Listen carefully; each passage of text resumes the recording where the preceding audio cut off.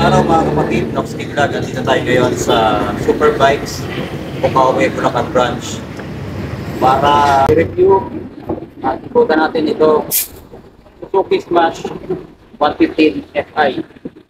So ngayon nakakita na tayo kasi napaka-ilap o napakahirap sa anak ng ito. So ngayon ay nakakita ito ay kulay glossy red. Ikutan natin at alam din natin yung cash price and installment. So, malalaman natin yung pagkakaiba ng FI version sa carburetor type. So, stay tuned tayo.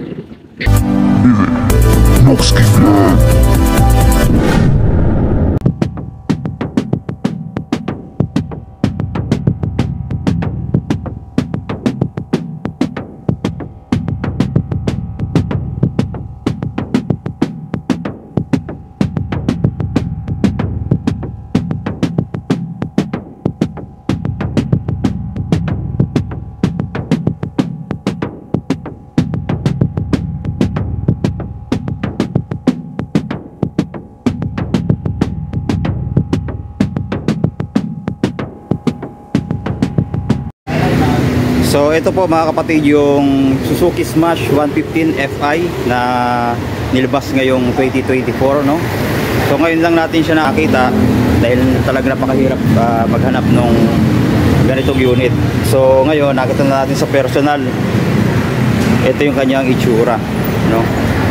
Medyo lumaki talaga yung kanyang headlight. Tapos ito makita natin yung logo na fuel injection. Then makita rin natin yung pinaka front niya dito, medyo lumapad siya compared mo dun sa carburetor type. Ayan, no?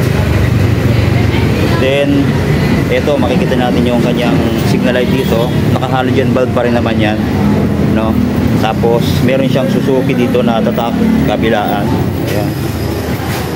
Tapos yung isang ang binago dito, yung pinaka buso niya, ayan, meron siyang matte black na plastic dito, no? Tapos parang meron pa siyang ventilation, no? Makikita natin may screen pa siya dito, no? Yan, ganda ng pagkaka-design talaga ng FI.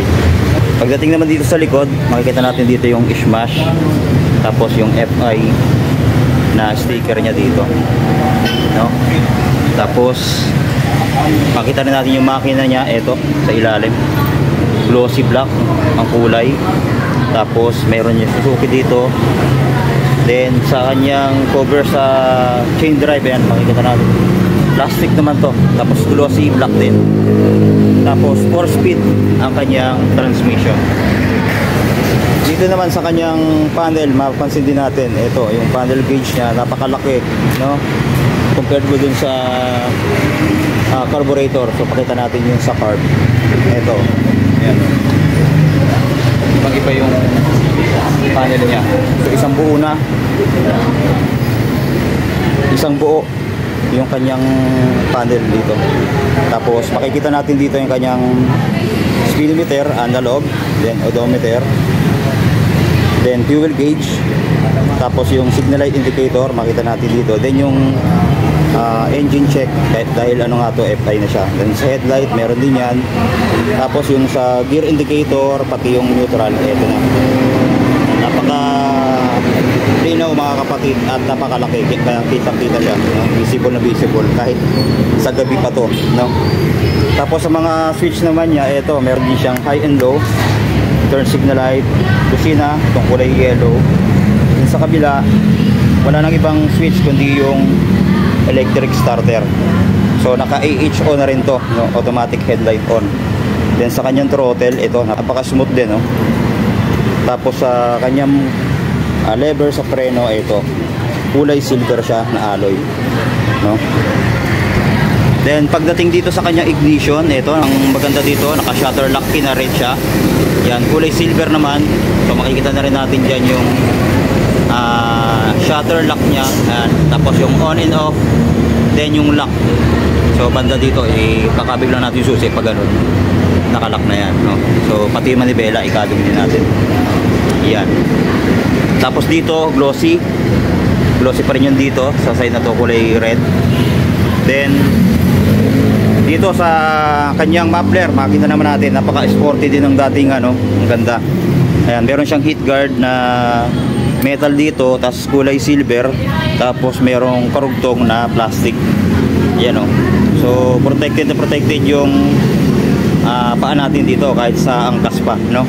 Tapos yung pinakadulo naman niya, ayan, matte black naman po yung finish nito. Then sa angkas, meron din siya. Ito yung footrest, may goma na nakabalot. Then yung bracket, maganda rin alloy, very sporty yung dating. Tapos kulay silver din. Then naka dual shock dito. Ayan, kulay black. So pwede rin naman ma-adjust to siguro, no? Ayan. Tapos drum brake, yung preno sa likod at ganoon din sa harapan. Then pagdating sa kanyang taillight, ito. Ayan. Yung taillight nito mas lumapad sa likod, no? Compare mo dun sa dati. Ayun yung dati, no? Medyo matulis pa yun nandun. Pero ito medyo lumapad. Tapos pointed naman din yung kanyang pinakadulo dito. Ayan. Mapapansin naman natin, ayan. Yung pinaka-plastic niya. Ayan. Tapos sa halogen bulb pa rin yung mga ilaw nito, pati yung signal light. Then yung fender niya, ito, mahaba din, then malapad. May sticker na Suzuki dito. Tapos flexible din yung kanyang plastic, no? Tapos andito yung susian ng kanyang upuan, no? Kung gusto nating buksan yung kanyang compartment. So maliit lang naman yung compartment na ito. So tingnan natin, ayan, nakabukas naman na. Ayan. So sa compartment, so ayos na ayos din. May ilalagay tayo dito yung mga personal na gamit natin. Kagaya nito, nakalagay dito yung kanyang manual, then yung side mirror, no? Tapos andito na rin yung tools, saka yung battery. Dito na rin nakalagay. Tapos meron din siyang helmet hook. Ayan, no?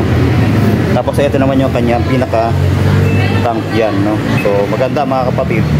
Meron siyang saluan ng excess na gas. Ayan, no? Dito siya dadaan pagkatapon. So goods sa goods yun. Tapos sa grab bar, ito rin glossy black ang kanyang kulay, no? Ayan. So pakita ko sa inyo yung kanyang cash price dito sa Superbikes Bukawi, Bulacan. So ang cash price nito, ito 71,400, 4,500 ang kanyang down payment. Sa 36 months meron siyang 3,690, may rebate pa na 230.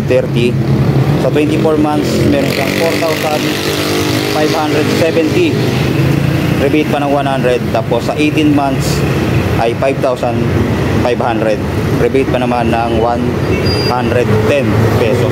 Ayan. Sa mga nagbabalak kumuha, punta na kayo dito sa Superbikes Bukawi, Bulacan branch, no? So napakarami nilang available na mga motor dito, no? So lahat ng klase nandito naman, no? Ayan.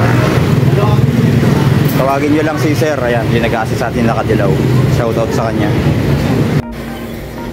So ayan po, hanggang dito na lang yung ating video. Maraming salamat sa panonood.